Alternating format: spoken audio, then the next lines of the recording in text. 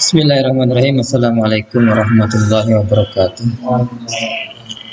Innal hamdalillah nahmaduhu wa nasta'inuhu wa nastaghfiruh wa na'udzu billahi min shururi anfusina wa min sayyiati a'malina. May yahdihillahu fala mudilla lahu wa may yudlil fala hadiya lahu. Asyhadu an la ilaha illallah wahdahu la syarika lahu wa asyhadu anna Muhammadan abduhu wa rasuluh la nabiyya wa la rasula ba'dahu. Allahumma salli ala Muhammadin sallallahu alaihi wasallam wa ala alihi wa sahbihi wa man tabi'ahum bi ihsan ila yaumil. Terima kasih atas kehadirannya rekan-rekan remaja. Mudah-mudahan ini sebenarnya ingin menyemangati. Mudah-mudahan remaja Masjid Al-Barokah juga ikut semangat kan begitu ikut kajian.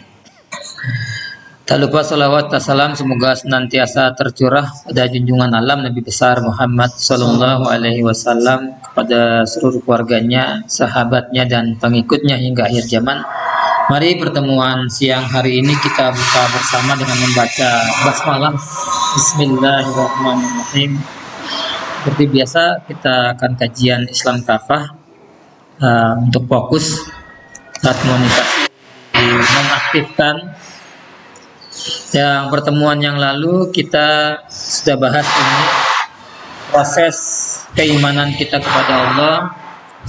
Tidak mungkin kita ada di dunia ini tanpa ada yang menciptakan, kan begitu.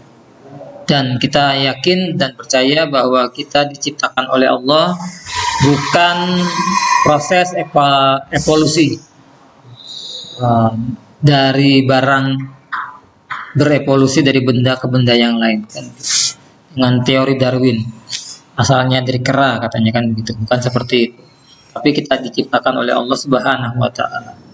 Maka Allah mengingatkan kita bahwa kita asalnya yang dari tanah itu hanya Nabi Adam. Setelah itu Siti Hawa itu dari tulang rusuk yang paling kanan paling atas dan bengkok. Maka dari keinginan, maka meluruskan perempuan itu juga harus pelan-pelan. Nah, kata Rasulullah itu kaldilin, dari tulang rusuk. Maka mengingatkannya pelan-pelan. Kalau nggak hati-hati patah. Kan begitu seperti itu. Nah, berikutnya dari saripati tanah yang nanti jadi manik. Maka Allah mengingatkan dalam surat Yasin surat ke-36 ayat 77 itu kan begitu. A'udzubillahi minasyaitonirrajim. Bismillahirrahmanirrahim. Awalam yarul insanu anna khalaqnakum min nutfatin iza huwa khasimun mubin kan begitu. Allah mengatakan, dan apakah manusia tidak memperhatikan kami menciptakan mereka dari mani, cairan yang kalau kita sudah dewasa kan mimpi indah, mimpi basah. Kalau lengket itu kena sarung kita risih gitu.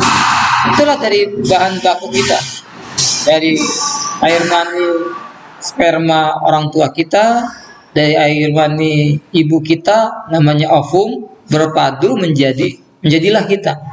Tapi setelah jadi kenapa menjadi pembangkang yang dinyatakan? Maka ya mudah-mudahan tidak mengurangi rasa fokus ya ini pembangunan. Nah, maka di ujung pertemuan kemarin kita diingatkan oleh Allah dalam suratul Baqarah ayat ke-28 kan begitu. Setelah diciptakan dari tidak ada menjadi ada, maka Allah bertanya, kaifa takfuruna billah, kenapa kamu kafir pada Allah, ingkar. Wa kuntum amwatan, padahal tadinya kamu mati kan gitu.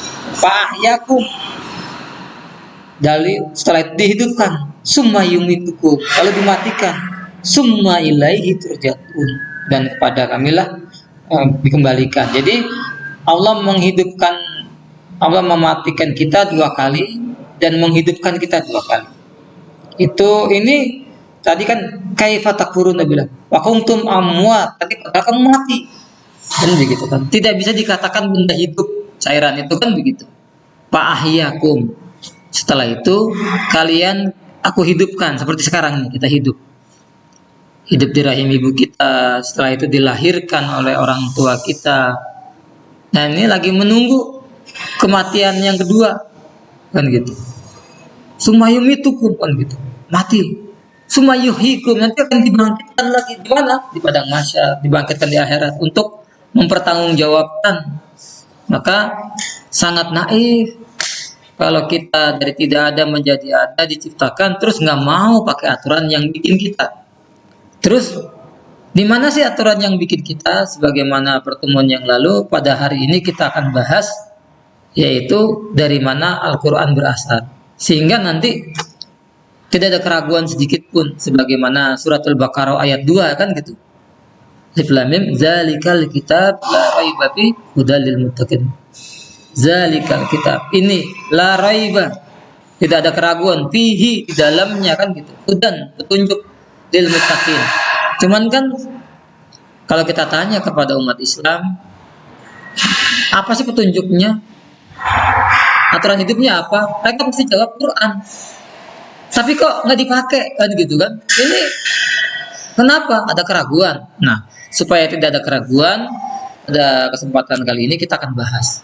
Maka kalau kita akan merenung itu, kalau kita lihat Quran ini, nah, kalau kita lihat tulisannya itu tulisan Arab, kan begitu. Maka kemungkinan pertama Al-Quran itu dibuat oleh orang Arab. Wajar tidak, kan gitu. Karena kalau kita lihat tulisan Jawa Barat ini atau Jawa Tengah hampir sama tuh. Kalau di Jawa Barat itu Hana Caraka, kalau di Jawa Tengah Hono Coroko, kan gitu. Tulisan Palawa. Ini pasti yang dibikin orang Jawa. Kalau siang-siang maling seng misalnya gitu, tulisan Cina, kan gitu kan. Ini pasti bikinan orang Cina. Maka kalau melihat Al-Quran ini, tulisannya bahasa Arab, tulisan Arab, kemungkinan pertama Al-Quran itu dibuat oleh orang Arab. Terus kemungkinan kedua, karena yang membawa Al-Quran itu adalah Rasulullah SAW, Nabi Muhammad, ini adalah bikinan Nabi Muhammad. Bahkan kalau zaman sekarang kan Muhammadisme, kan gitu, ajaran gitu kan, seperti itu. Dan kemungkinan ketiga, Al-Quran itu adalah kalamullah. Al-Quran itu adalah firman Allah. Al-Quran itu adalah perkataan Allah. Nah, seperti itu. Kalau kita lihat ini, yang seperti tadi, ini tulisan apa? Cina, kan gitu ya. Kita bisa baca tidak? Kalau kita tidak pernah belajar, kita tidak akan pernah bisa baca. Lain halnya kalau ada translate-nya. Seperti ini, translate-nya keluar. Apa bacaannya? Kalau yang belajar bahasa Inggris akan belajar bacanya angkel. Tapi yang nggak pernah belajar bahasa Inggris, uncelek, ya kan gitu kan? Tulisannya kan uncelek. Nah, untuk orang yang pernah belajar bahasa Inggris, itu bukan uncelek, angkel. Angkel itu apa? Nah, paman. Tapi sampai botak, kalau nggak turun translate-nya, kita nggak akan tahu itu tulisan apa sih yang pertama itu, kan gitu. Yang tulisan kedua, yang nggak tahu kan? Iya, saya juga nggak tahu karena yang nyusun ini itu seperti itu ya. Kalau turun translate-nya seperti ini, King itu apa ya, kan gitu. Bagi orang awam, kurus kali ya, itu mah ceking, kan gitu. King, apa tuh king gitu. Ternyata raja, kan begitu. Wajar kalau keluar tulisan seperti ini, tulisan Cina atau tulisan kanji, ini bikinan orang Cina atau bikinan orang Jepang, kan gitu. Wajar kan? Kalau kita lihat ini Al-Quran, hadis, atau makola, atau kata mutiara.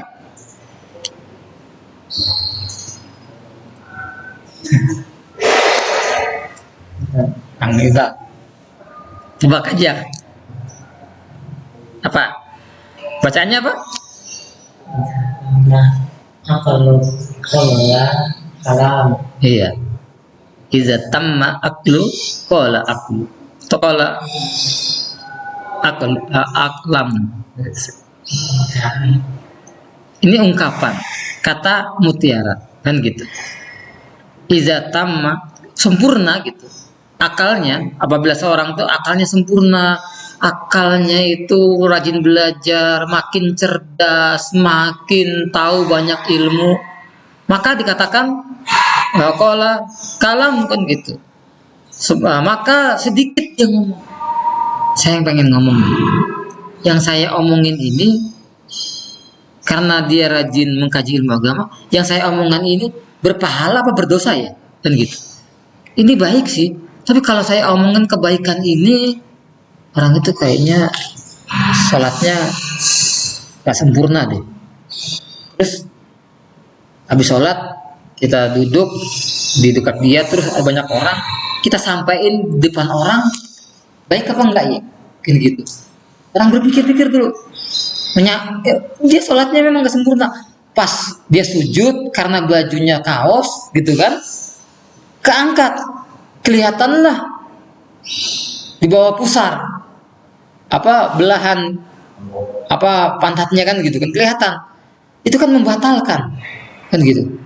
Ini kayaknya sayang terbuka auratnya sehingga batal sholatnya.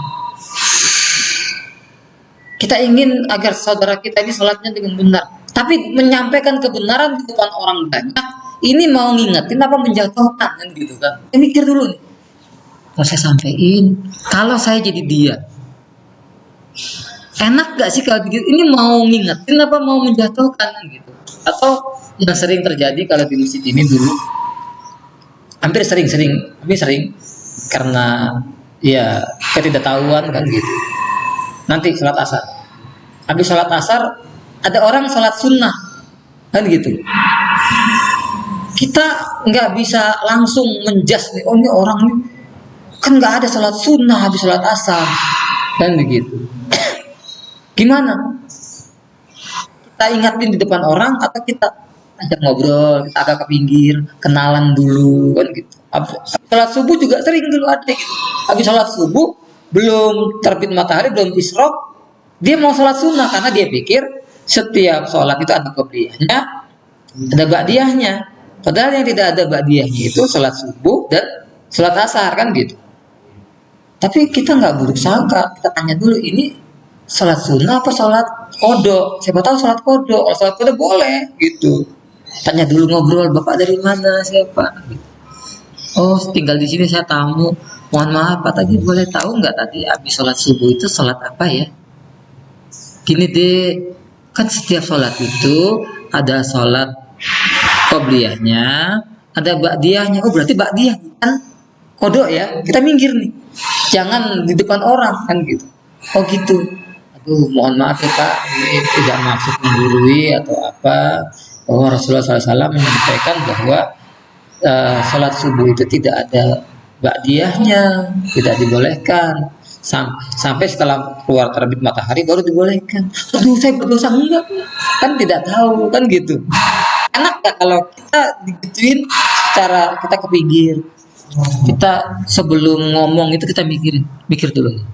Kalau saya ngomong sama Iqbal tentang sesuatu ini menyakitkan apa tidak ya? Kalau saya ngomong begini baik apa tidak ya? Berpahala. Dia tuh milih-milih gitu. Makin sempurna akalnya, makin rajin belajar kan gitu.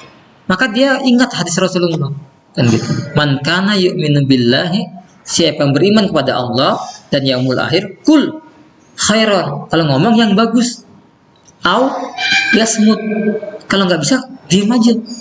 Ini timbang ngomong nyakitin orang, ya deh lebih baik nggak ngomong deh kan gitu. Pilih gitu, orang nggak sembarangan asal jeplak kan gitu. Karena mulut kita itu seperti apa? Seperti moncong teko. Pernah lihat teko? Moncongnya itu lebih besar dari lubang masukin airnya atau lebih kecil? Lebih kecil. Moncong teko lebih kecil. Biar nuangnya juga gampang. Kalau di dalamnya susu, dari moncongnya keluar susu. Kalau di dalamnya air bening keluar bening. Tapi kalau di dalamnya butak hitam, keluarnya apa? Hitam juga kan gitu. Nah, mulut ini itu seperti lontong teko itu. Hati kita itu untuk mengeluarkan isi hati gitu kan. Nah, mulut kita ini kan seperti moncong teko. Yang kita mau keluarkan apa nih? Hitam, putih, atau bening. Namanya moncong teko itu kan kecil ya. Dia pilih-pilih dulu yang mau keluar. Tapi ada orang kalau ngomong tuh nggak mikir lagi.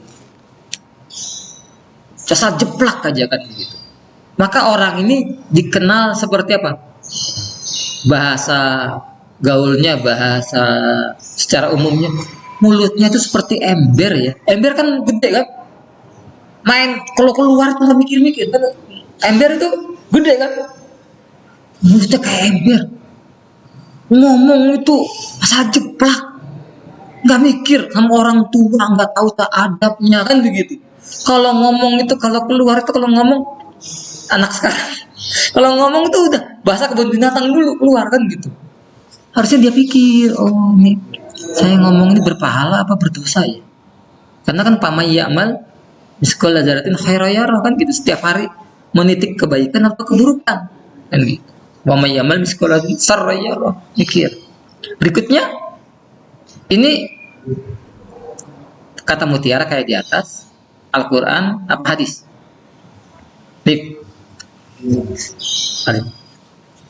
Innallaha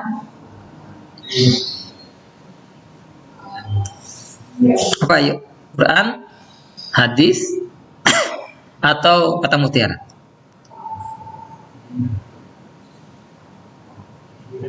Ditebak. Dari sini. Hadis. Alhamdulillah, betul. Ini hadis.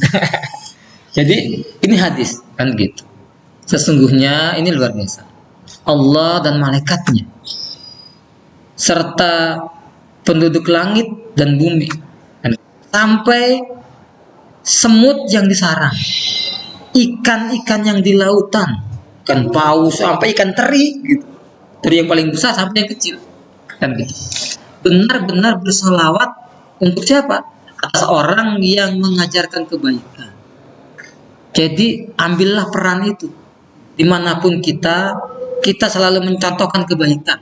Kita akan dapat Allah suka, malaikat suka, semut-semut yang ada di lubang-lubang, ikan yang di lautan mendoakan kita, mendoakan orang-orang yang selalu menyampaikan kebaikan, mengajak kebaikan. Kalau ini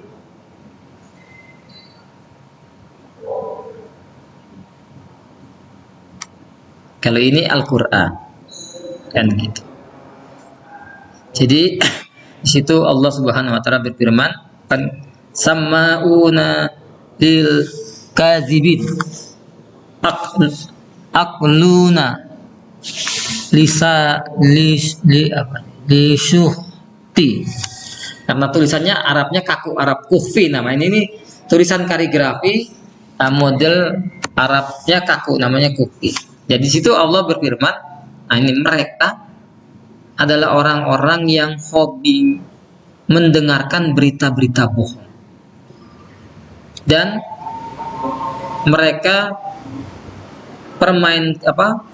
pemakan harta haram. Jadi ada orang diingatkan oleh Allah, hobinya itu dengerin berita hoax, berita bohong. Kalau ada itu langsung disebarin, maka kita harusnya milih-milih dulu. Yang kita pegang itu HP itu bisa berbuah pahala kan gitu, atau bisa berbuah dosa.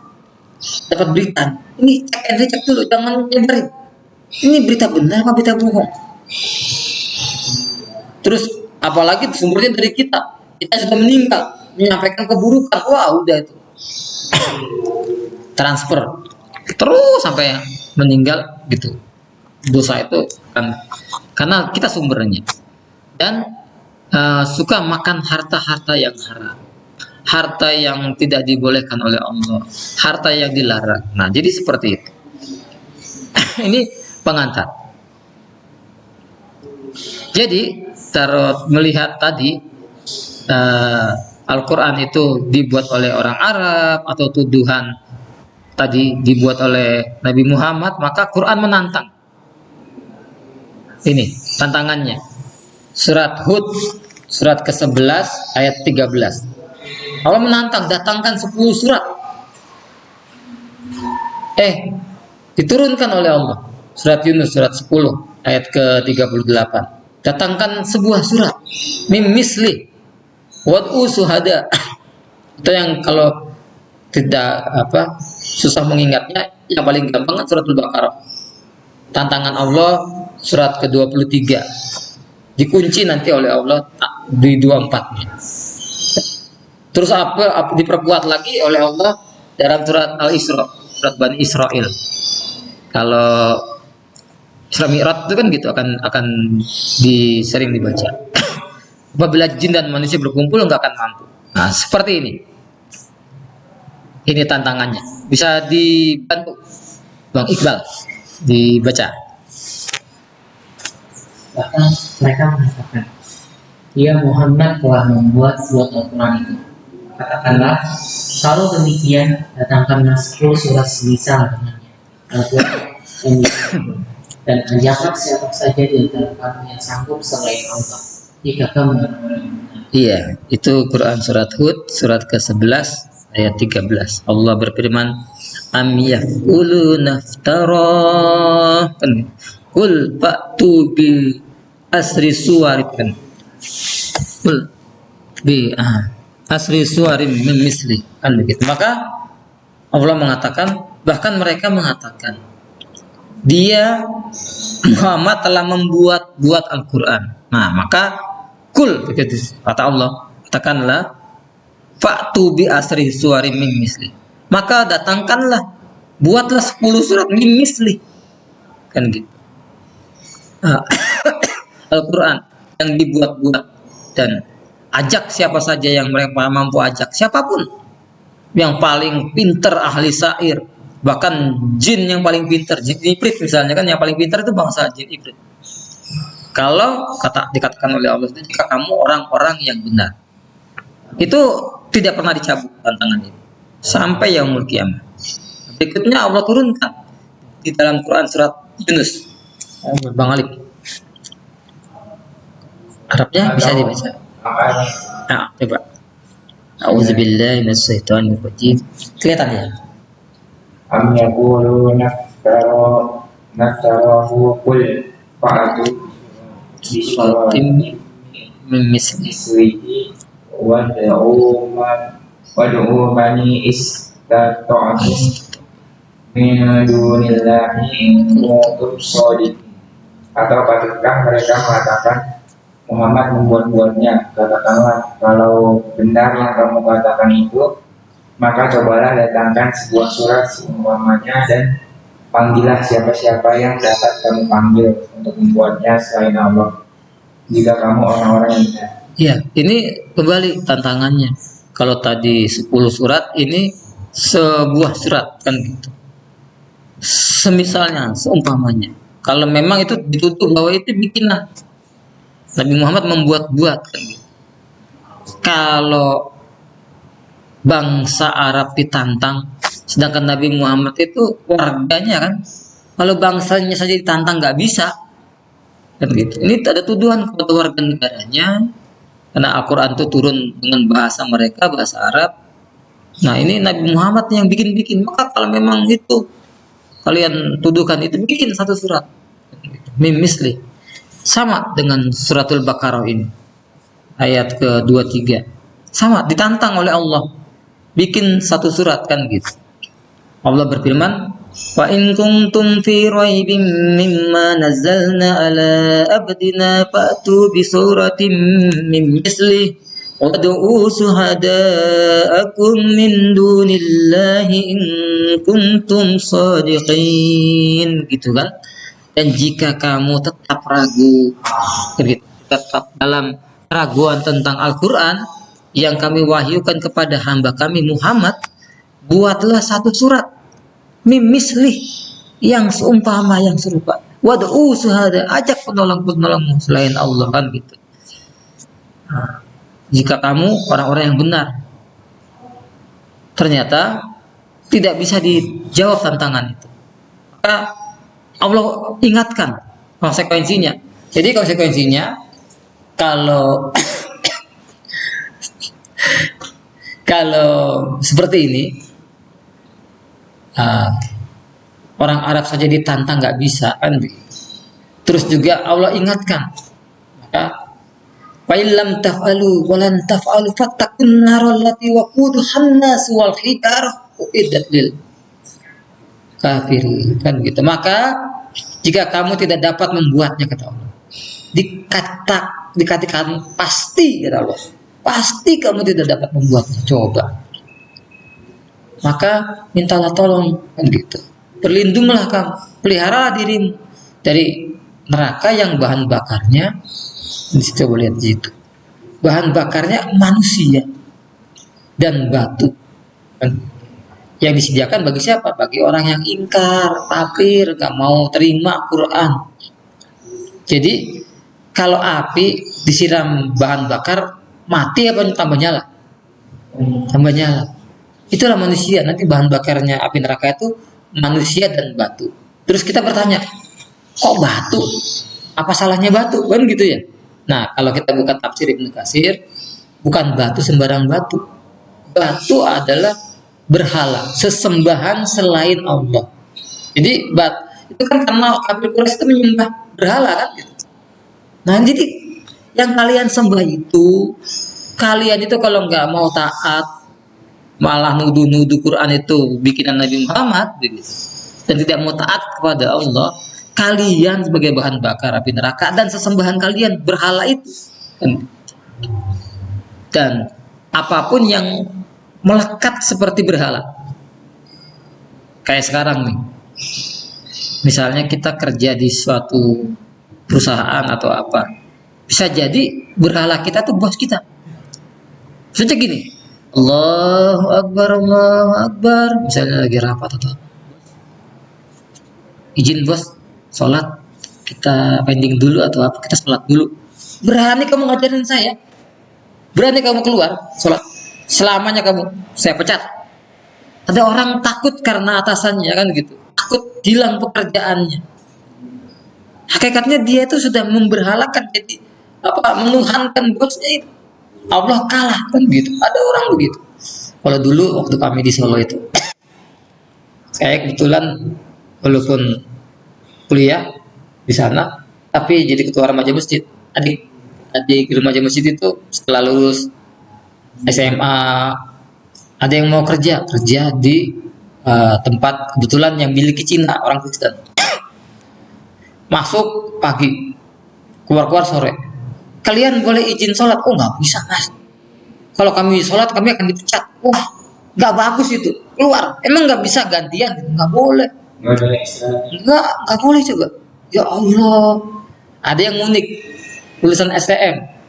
Tapi dia ngomong saya, Mas alhamdulillah Mas Abi, saya dapat kerjaan. Di mana?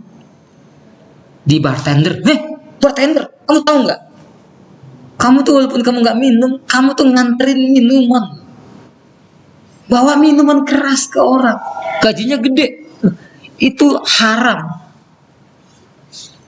Yang memerasnya, yang meminta dibelikan. Kalau kita punya warung, dititipin minuman keras itu haram. Kita punya mobil box suruh bawain, haram. Hanya yang nganterin doang haram. Jadi 10 tuh yang minta dibelikan, yang mau, kan habis dipetik biasanya juragan apa? Kalau di barat itu anggur itu ditaruh di tong, nanti sudah cuci dulu, mereka menginjak-injak. Katanya memeras kan, kita menginjak-injak kan gitu, menginjak airnya dikeluarin. Dia tahu menginjak-injak anggur itu untuk minuman keras, kena dosanya. Gitu. Itu kan saya nggak minum pak, warung saya dititipin, toko saya Alfa dititipin, misalnya kan gitu kan. Yang dirazia apa biasanya? Warung remang-remang yang tidak punya izin. Pernah ada Matahari, Ramayana digerebek, dihancurin, diambil minuman kerasnya? Enggak kan? Dengan izin coba. Jadi mana izin itu? Padahal dalam Quran surat Al-Maidah ayat 90 itu dibuka dengan ya ayyuhallazina amanu.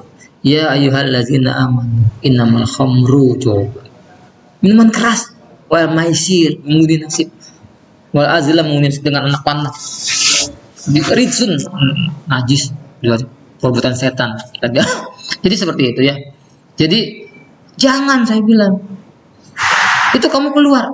Masa sholat aja nggak bisa di rolling. Keganti nanti nggak bisa coba.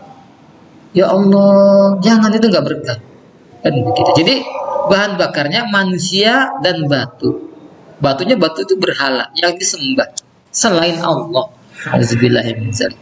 Dikunci lagi dengan surat Al-Isra surat 17 ayat ke-88.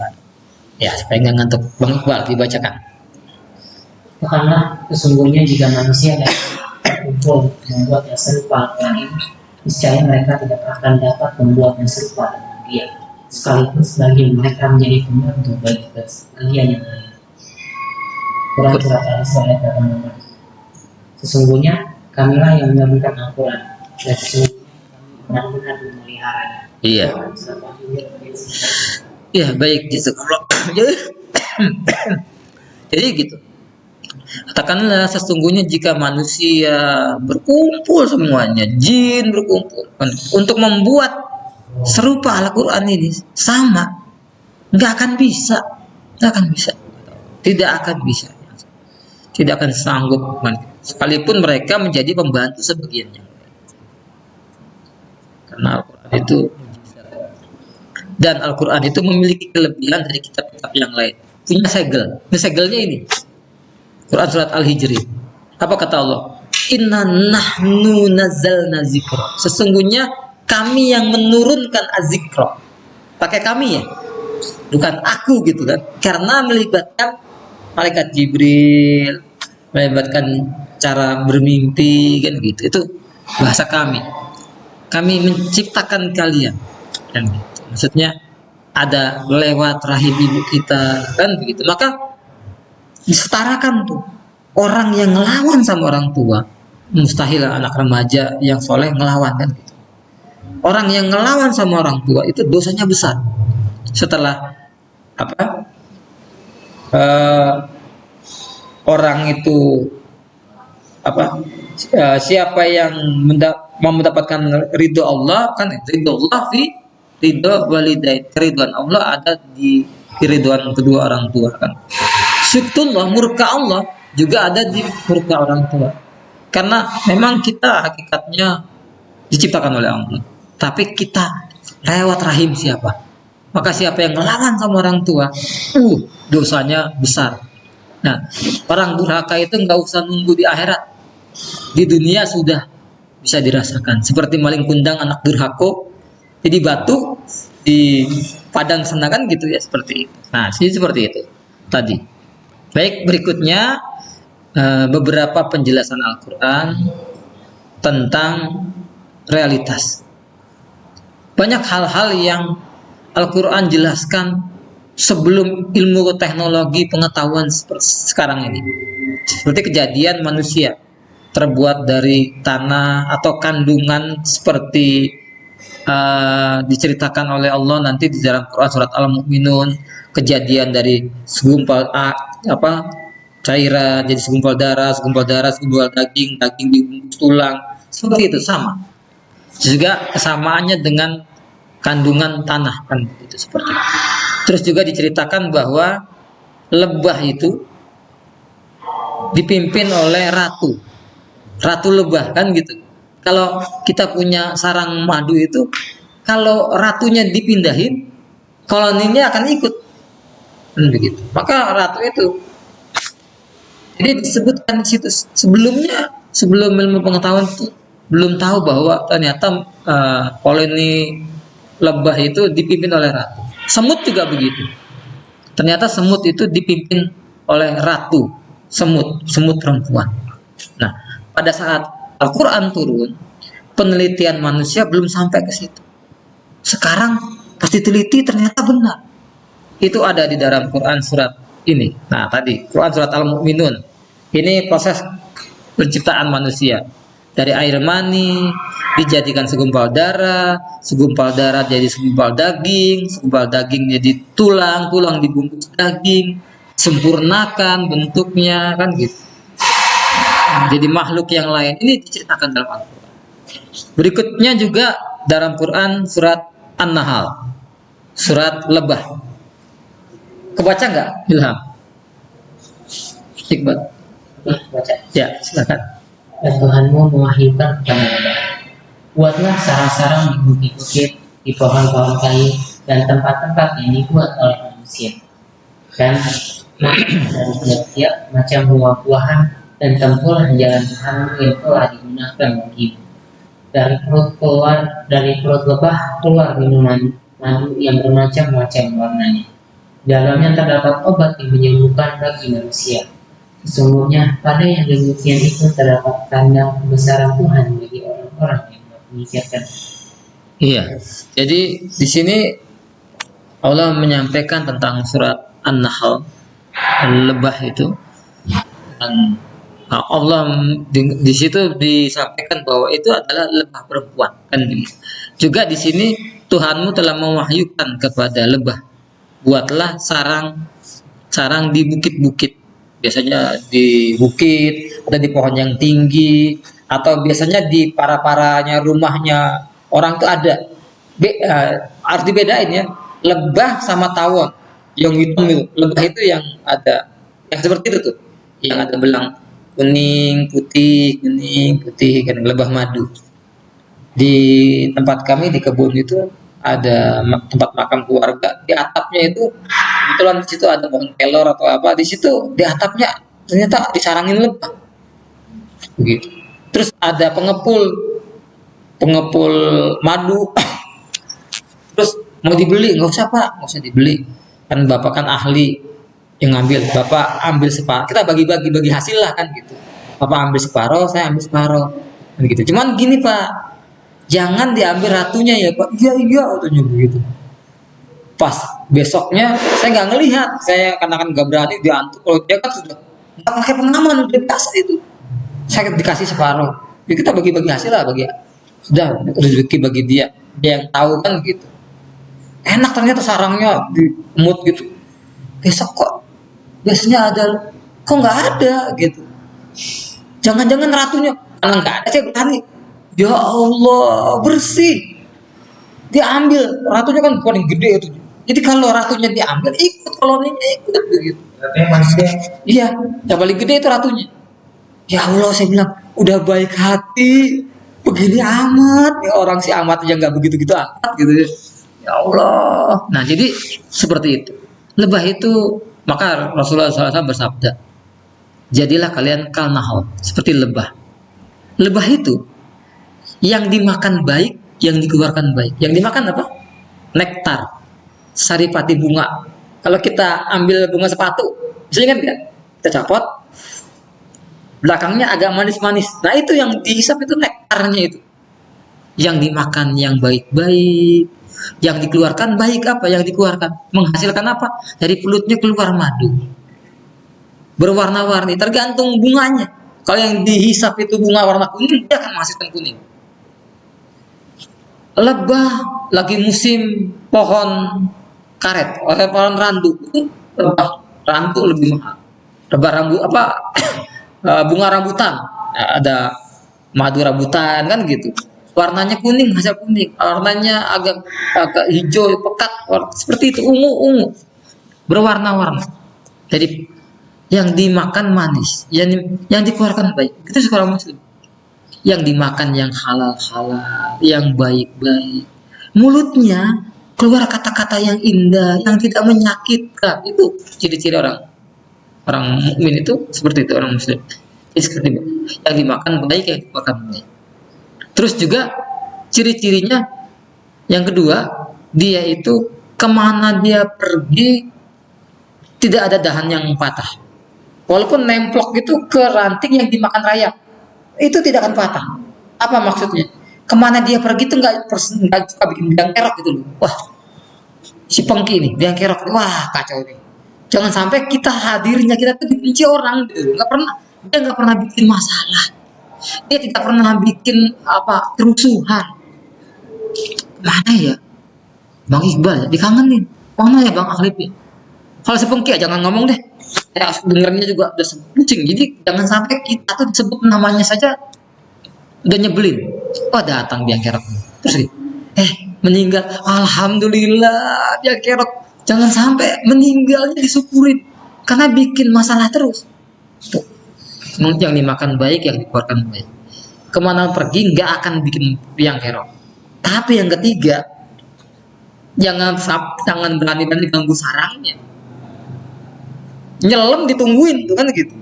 Jadi lebah itu nggak pernah cari masalah, iseng-iseng mantupin orang. Kalau sarangnya nggak diganggu nggak. Maka tadi saya nggak berani itu. Itu sudah biasa, udah mungkin sering ingat. Itu seperti itu. Jangan sekali-kali. Kalau diganggu, mati pun ingat. Dia setelah ngantuk, itu nggak akan jauh. Kita diantuk sini nih, situ udah meninggal, mati. Dia akan mempertahankan harga diri dia walaupun nyawa. Seorang muslim itu begitu juga. Tidak mau agamanya dihina, rasulnya dihina, nabinya dihina, keluarganya. Maka kata Rasulullah SAW, siapa yang melindungi agamanya, dia sahih. Dia melindungi kehormatannya. Siapa yang melindungi hartanya, darahnya. Jadi kalau ada maling, mau ngerampok tuh, berani masuk, walaupun kita mati gitu, sahih itu. Jangan dilawan deh. Mati konyol. Konyol apa? Istri ibu kita diperkosa, barang kita diambil, kita dibunuh. Kita lawan. Mati sahih itu. Kan begitu. Jadi tapi sekarang lucu. Ditangkap maling itu. Akhirnya dia bawa pisau dan yang lain. Akhirnya sempat ditahan. Melawan, dibunuh. Yang punya rumahnya dipenjara sekarang. Siapa yang ngelawan maling? Ini peraturan aneh-aneh. Ada begal mau ngerampok tuh, dilawan. Akhirnya begalnya terbunuh. Justru yang mau dibegal yang di penjara. Ini hukum makin aneh. Jadi gitu ya. Walaupun nyawa. Jadi jangan main-main gitu. Seperti itu. Itu jadilah seperti Kalnahal. Seorang muslim omongannya baik, nggak bikin biang kerok, tapi jangan berani-berani ganggu agama. Nyawa dikorbanin. Dan gitu. Baik, ini surat semut, surat An-Naml. Tadi An-Nahl, ini An-Naml. Silakan, Dim. Bisa kebaca kan? Hanya, oh ya bisa ya. Semut dan Nabi Sulaiman dalam surat An-Naml. Hingga ketika mereka sampai di lembah semut, berkata seekor semut, wahai semut-semut, masuklah ke dalam sarangmu agar kamu tidak diinjak oleh Sulaiman dan bala tentaranya, sedangkan mereka tidak menyadari. Quran surat An-Naml ayat 18. Iya, ini dalam surat An-Naml ceritanya Nabi Sulaiman lagi inspeksi bahwa pasukan gajah, pasukan jin dan yang lain terus lewat di lembah semut. Karena Nabi Sulaiman itu punya kelebihan bisa bicara bahasa binatang gitu kan. Stop. Di depan kita ada kerajaan semut kan gitu, lagi kocar kacir. Berhenti dulu supaya mereka tidak terinjak. Ternyata lagi dikomandoi oleh 6 latun kan gitu. Pakai tamar buta. Oh ternyata ini semutnya dipimpin oleh seorang ratu semut. Masuk kalian. Maka Nabi Sulaiman bersyukur pada Allah karena diberikan kelebihan itu. Kan seperti itu. Bukan sombong kan. Jadi seperti itu. Dengar takut diinjak-injak. Nah itu jadi saat itu Al-Quran sudah memberikan informasi bahwa 6 latun itu ada tamar butanya dipimpin oleh ratu semut. Ternyata sekarang diteliti, benar. Koloni semut itu dipimpin oleh ratu semut perempuan kan gitu, seperti itu. Padahal saat itu belum ada penelitian, baru sekarang terungkap. Oh, ini ternyata ya, karena Quran itu tadi bukan bikinan orang Arab, bukan bikinan, tapi kalamullah, firman Allah. Ayat yang turun dari yang menciptakan alam semesta, manusia dan seisinya. Baru sekarang tersingkap. Kayak tadi tuh tentang Quran surat Al-Mu'minun. Kan begitu. Ayat 12 sampai 14. Itu kan baru tersingkap sekarang. Ada apa? Ada mikroskop elektronik yang bisa janin. Kan seperti itu. Oh masih. Jadi baru terlihat perkembangannya seperti apa. Kalau dulu belum ada itu. Ya begitu ya. Nah, terus bagaimana sih aktivitas kita mendapatkan petunjuk dari Quran? Pertama, kita harus punya dulu. Bagaimana mau dapat petunjuk? Qurannya nggak punya. HP zaman now, HP punya. Masa dalam aplikasi HP nggak ada Quran, Quran acan? Ini HP sekuler banget kan gitu ya. HP bisa beli, Quran nggak punya. Bagaimana mau? Sudah punya, ya dibaca. Kalau punya nggak dibaca, nggak ngerti isinya. Setelah dibaca, dipahami isinya, apa maksudnya, tujuannya gimana. Gitu. Setelah dipahami, mengamalkan. Bagaimana mau ngamalin nggak paham. Bagaimana mau paham, nggak baca. Bagaimana mau baca, punya juga kagak, kan gitu. Seperti itu. Baru setelah sudah mengamalkan, mengajarkan. Karena sudah ngerti, menularkan. Karena sebaik-baik manusia itu kata Rasulullah, khairukum, sebaik-baik kalian, man ta'alama, orang yang belajar Al-Quran, wa 'allamahu, dan mengajarkannya. Jangan sampai nih kayak tadi tuh ya, semakin ilmunya sempurna, akalnya sempurna, semakin hati-hati ngomong. Terus ada kakek-kakek, alif, ba, terus kita bilang, aduh kong, udah bau tanah baru belajar alif-alifan. Tong, ini bukan alif-alifan, tong, alif beneran, gitu ya. Kita lagi ngapain sih? Kita lagi menghina sebaik-baik manusia kan gitu. Khairukum, sebaik-baik kamu, anta alama, orang yang belajar Al-Quran, sudah ngerti, jangan hina, sudah ngerti ngajarin, gitu. Malah, ya kong, udah bau kuburan, bau tanah, belajar alif-alifan. Ini alif beneran tong, bukan alif-alifan. Seperti itu ya. Baik, seperti itu. Maka yang pertama, kita harus apa tadi? Memiliki. Apa dasarnya memiliki, Iqbal?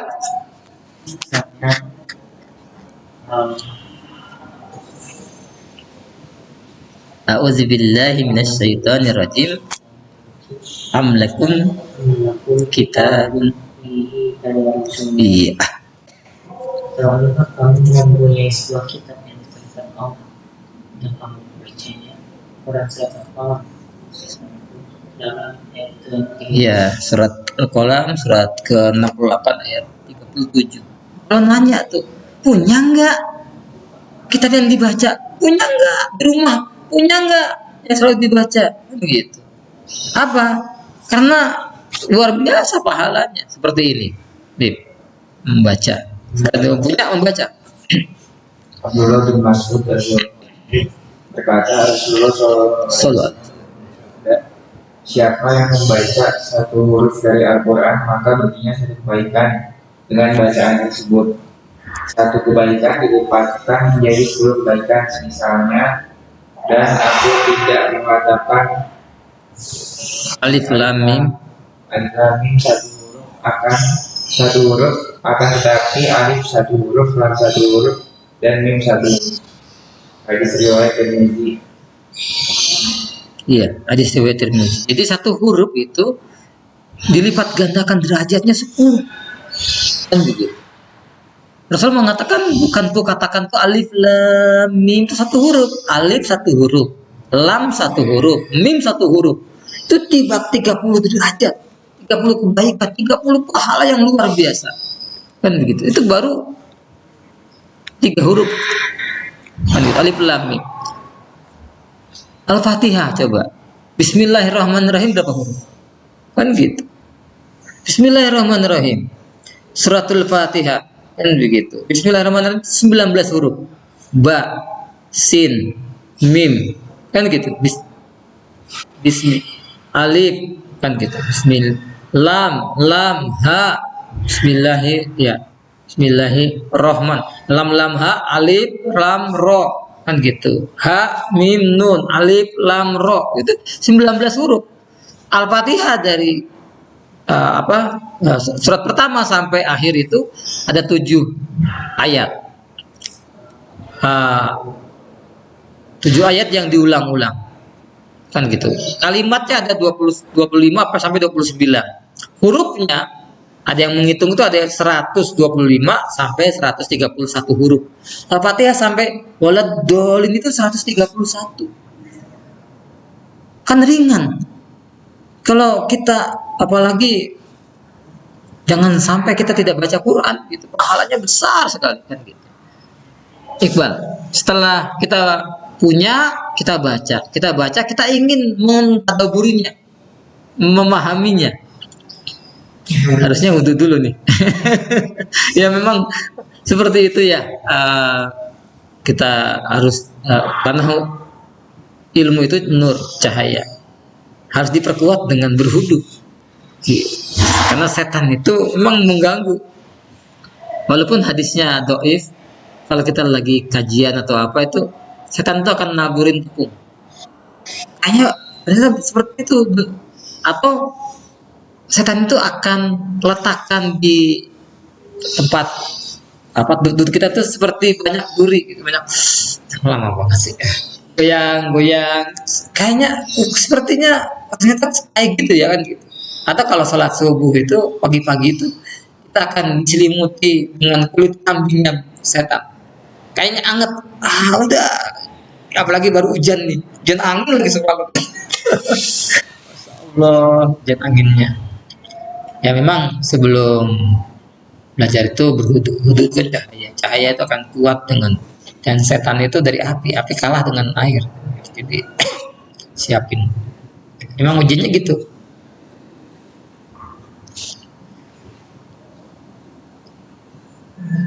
Jadi tadi ke rumahnya dulu. Ke rumahnya. Iya. Ihsan ada Ihsan. Ihsan ada. Diajak aja sekali.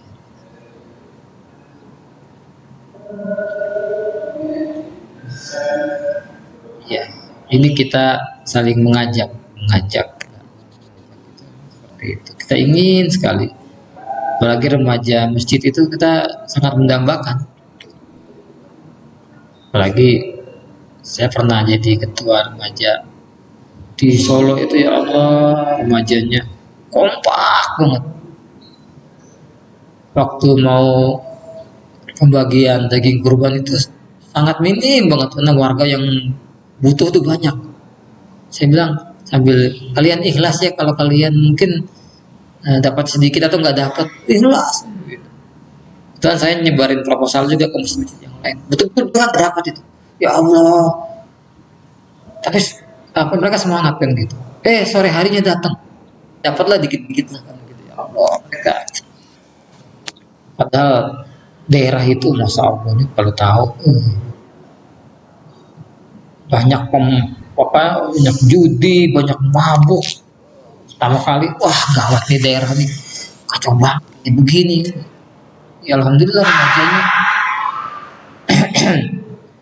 Bahkan dari para pejudi, para pemabuk itu ada di antara mereka yang soleh gitu. Lagi. Tapi dengan izin Allah, suatu hari saya berhasil membawa mantan pemabuk. Tapi sebelum ke masjid, saya udah kompakin sama remaja masjid. Jangan sampai ngomong, wah Dingaren ya, Dingaren itu wah tumben, wah insaf nih. Awas ya, jangan sampai itu hari pertama dan hari terakhir. Bener mas, teman kita yang pemabuk, iya, saya bawa, dia itu muntah darah, paru-parunya jebol 2, muntah darah. Saya bilang terusin aja, mas kamu itu sudah keburu insaf, tapi sampai kurus kering. Untuk keburu insaf, kamu punya anak istri, saya bilang gitu. Sadar. Nah akhirnya mau tuh dibawa ke masjid. Untung remaja. Tapi kan biasanya teman-teman kongko dia tahu. Kalau kita enak gimana? Wah, alhamdulillah taubat. Wah, beda. Terakhir tuh pertama kali nginjak udah saya kompakin. Jangan sampai wah Dingaren itu wah tumben. Wah insaf nih, enggak gitu. Langsung dirangkul. Alhamdulillah. Seiring waktu mulai agak sembuh gitu kan, nggak sakit. Minum lagi dia. Adiknya ngomong, Mas Santo minum lagi. Kamu kumat ya? Ini pakai ngomong lagi.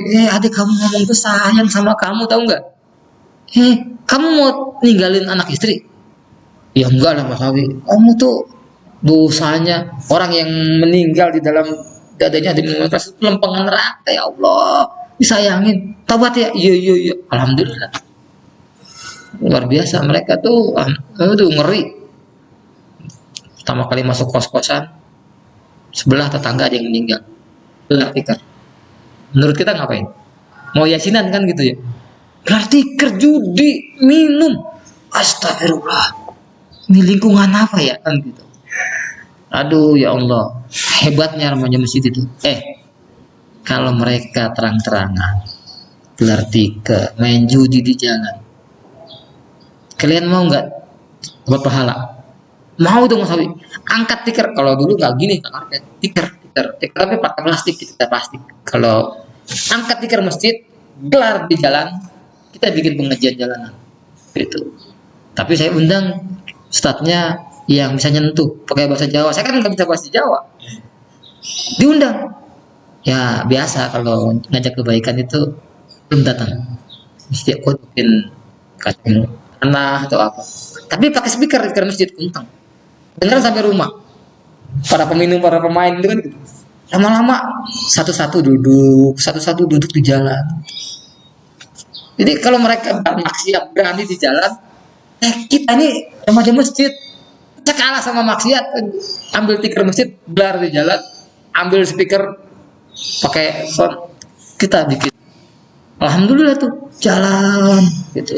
Kadang merubah lingkungan yang kayak gitu tuh kita kuat-kuatan. Tapi nggak kita sindir, kita sayang, kita pakai ustadz yang pandainya tentu pakai bahasa Jawa, moh limo, moh ngombe, moh pakai gitu kan, pakai bahasa Jawa tuh nyentuh. Saya ngerti dikit-dikit ngerti gitu. Tapi suruh ngomong halus, kayak Jawa Barat nih kan, ada yang halus banget, ada yang kasar.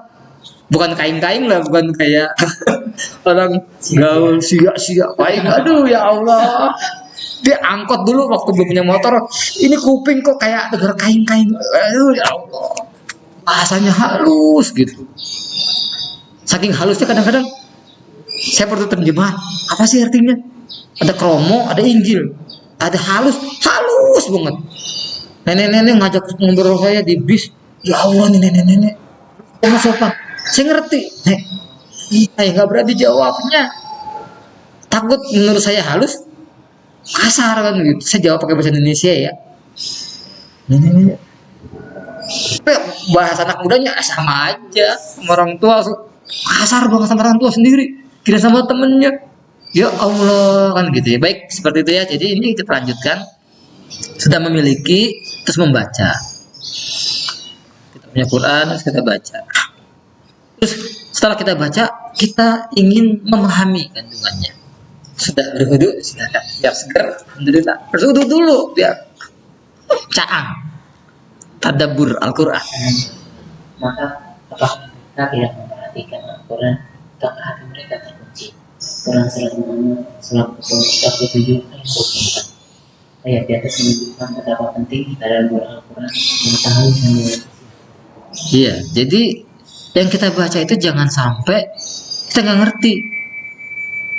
Misalnya,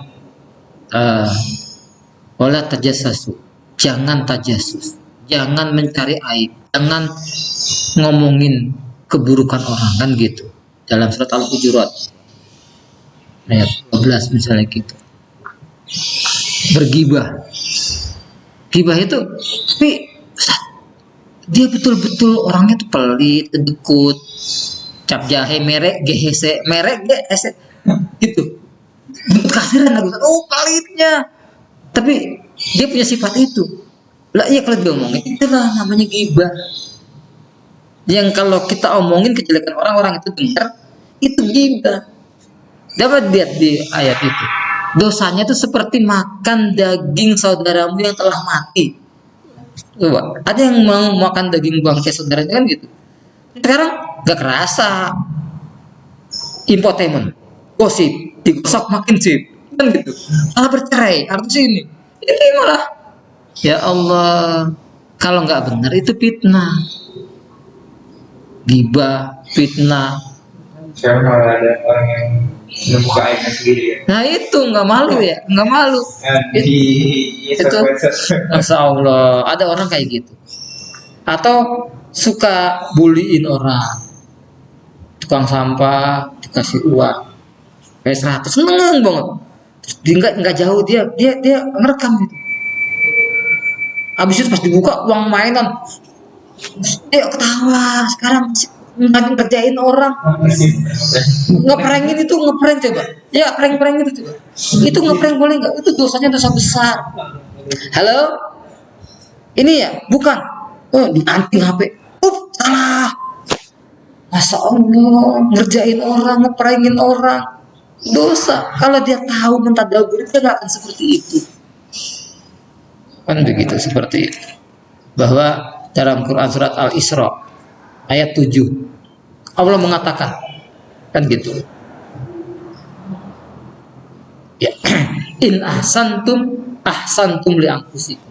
Kalau kita berbuat baik sebenarnya itu kita nolong orang, suka bantu orang, suka ngajak temen ngaji, sebenarnya untuk apa sih? Untuk diri kita.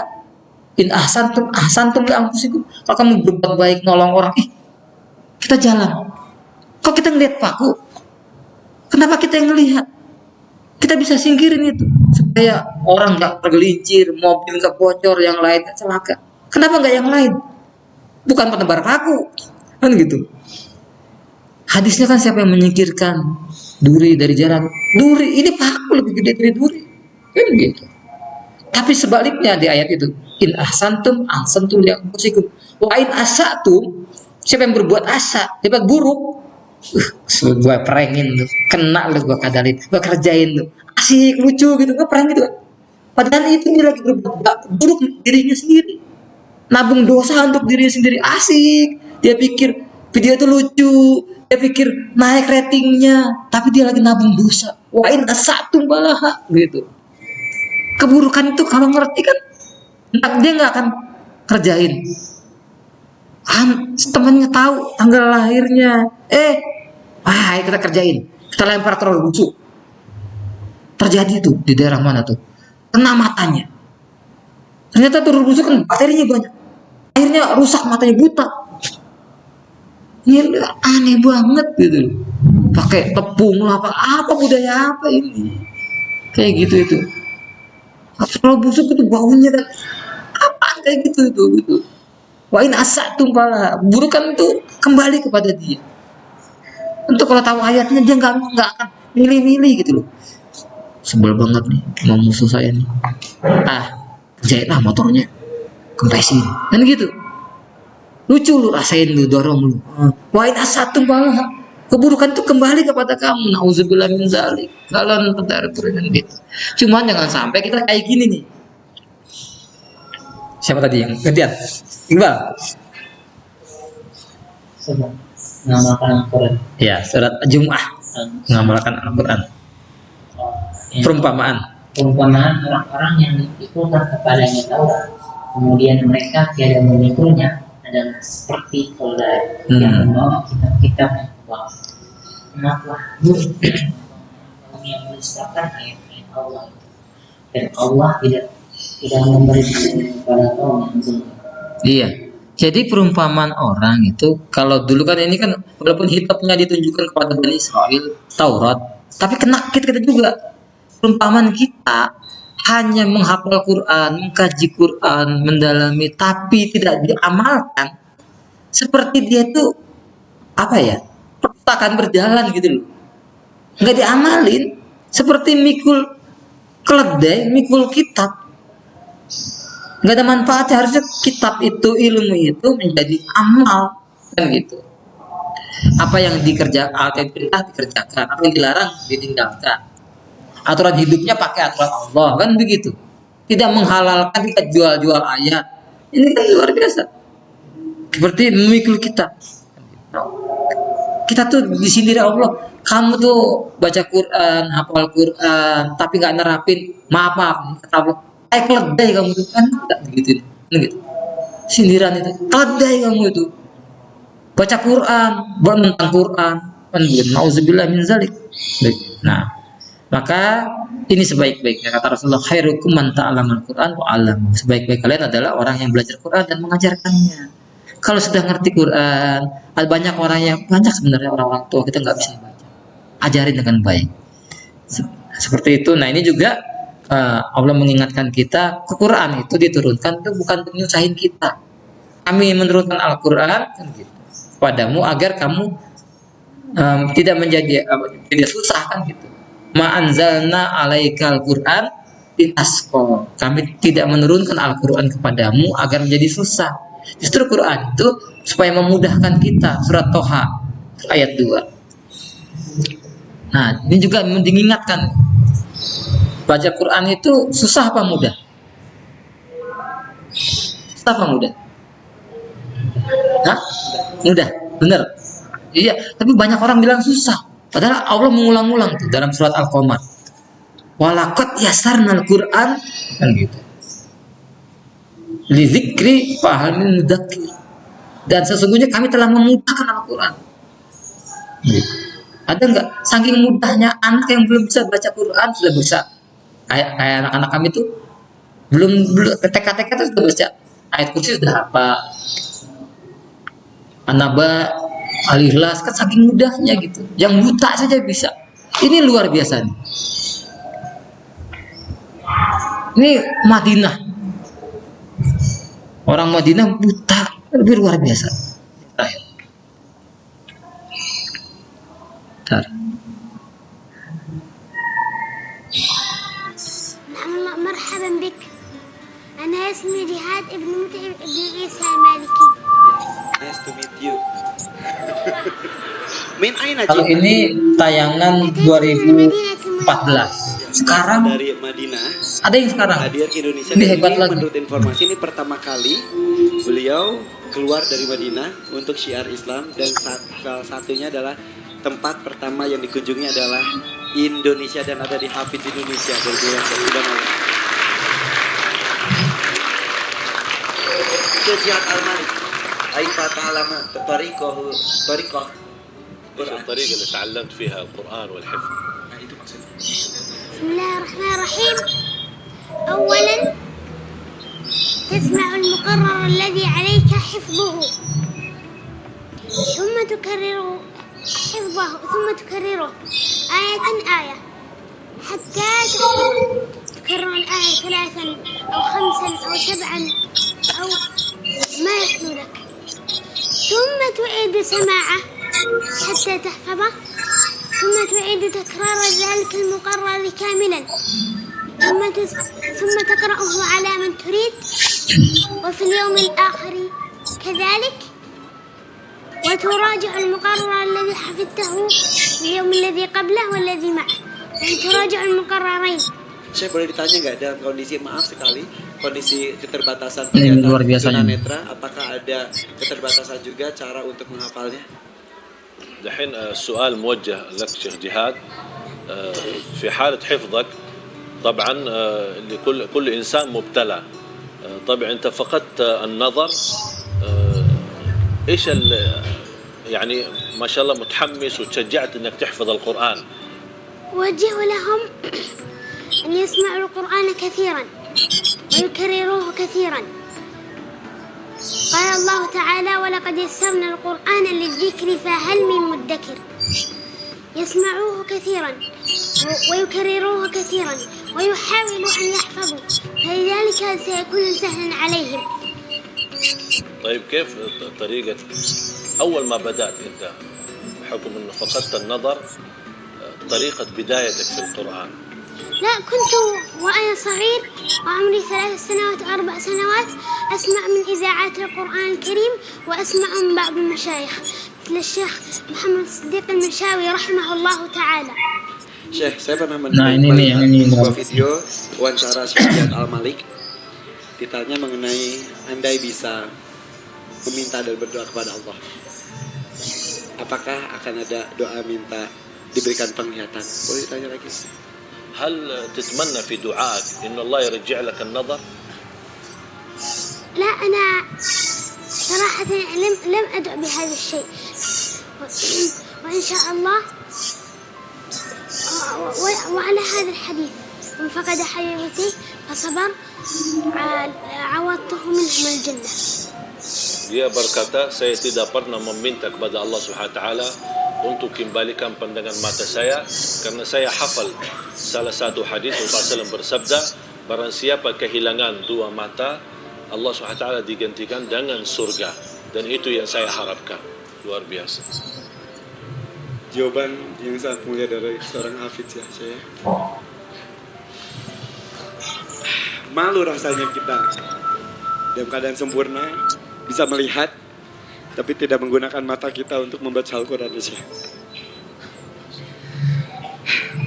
Syekh Jihad Al-Malik, beliau juga benar-benar hafal nomor surat, nomor ayat dari seluruh Al-Quran yang ada. Sebenarnya ketika saya bertanya, apa kelebihan jihad menghafal Al-Quran, bagi kita semua di Madinah sebenarnya, kalau ada seorang anak dikatakan aku hafal Al-Quran, itu sebenarnya menjadi tradisi biasa.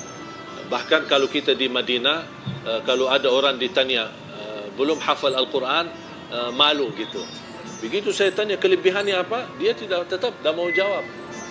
Tapi yang saya mendapatkan infonya dari orang tuanya.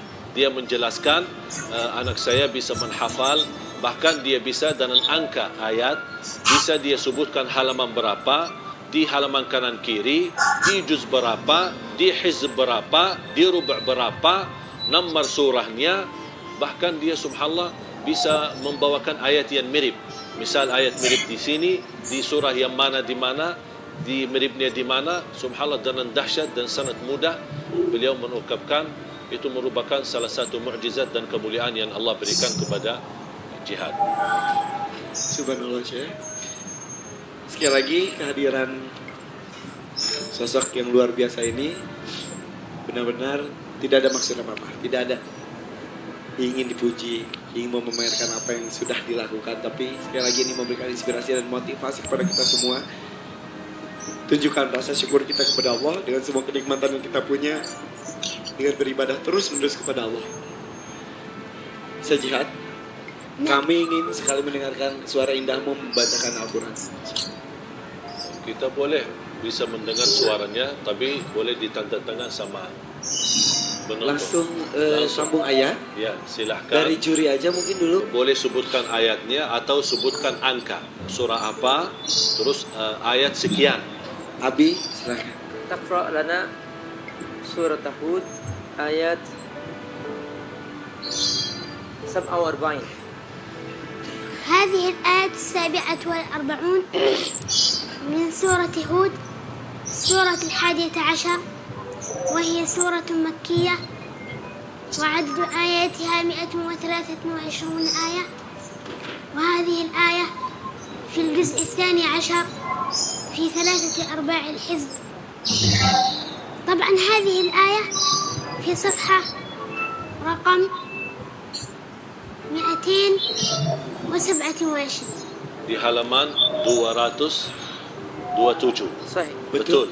Pemirsa rumah bisa langsung mengecek, misalkan buka Al-Quran. Ini benar-benar sudah hafal halaman per halaman. 227. Tapi ini Quran yang Surah bawa Hud. Quran Madinah atau Quran Syamil. Karena Quran Syamil seperti Quran Madinah. Betul. Tapi iqra' lana al-ayat. Fadol, Syekh Jihad. أعوذ بالله من الشيطان الرجيم. بسم الله الرحمن الرحيم. قال رب إني أعوذ بك أن أسألك ما ليس لي به علم، وإلا تغفر لي وترحمني أكن من الخاسرين. Betul, Abi? Betul, صحيح. Subhanallah. Tepuk tangan boleh untuk Syekh Jihad Al-Malik. Apakah ada penemuan-penemuan baru yang bisa mempermudah teman-teman kita yang Ya, mempunyai paling penglihatan sampai tapi situ mempunyai dulu, keinginan untuk nanti kita sambung. Ini berikutnya, ini kena lumpuh otak. Ini tampil 2014, sekarang lebih canggih. Bisa sampai hadisnya, kan seperti itu. Namanya Najah. Nah, itu pertemuan berikutnya kita dalami Al-Quran Kalamullah, karena sebentar lagi 3 menit lagi asar. Mudah-mudahan kita bisa lanjutkan di pertemuan berikutnya ya. Mari kita tutup dengan hamdalah, istighfar dan doa kafaratul majelis sama-sama. Alhamdulillahirabbil alamin. Astaghfirullahalazim. Subhanakallahumma wa bihamdika asyhadu an la ilaha illa anta astaghfiruka wa